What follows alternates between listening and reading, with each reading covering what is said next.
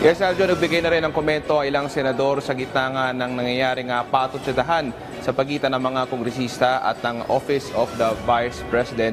At Aljo, nangyayari na rin ng budget deliberations ng dalawang kapulungan ng Kongreso. Sa gitna ng iringan ng ilang kongresista at ng OVP, nanawagan at hinimok ni Senate President Francis Escudero ang mga heads ng government agencies. Sa kabila ng takot, biases, na dumaan sa budget process at tayaan ng Kongreso na gawin ang kanilang constitutionally mandated job. Sa gitna rin ng ugong na zero budget umano para sa OVP ayon sa leader ng Senado, pwedeng sabihin na posible dahil Kongreso ang may power of the purse.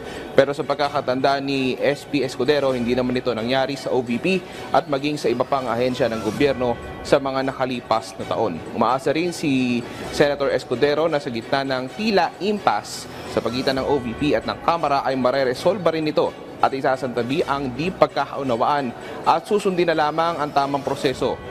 Ayon naman kay Senate Minority Leader Coco Pimentel, bigyan ng sapat na pondo ang OVP para maisagawa nila ang kanilang mandato nang naaayon sa konstitusyon. Tulad na lang anya ng budget para sa staff, opisina, utilities, travel at para sa mga meetings. At yan muna, pinakahuling update mula rito sa Senado, Aljo. Maraming salamat, Daniel Manalastas.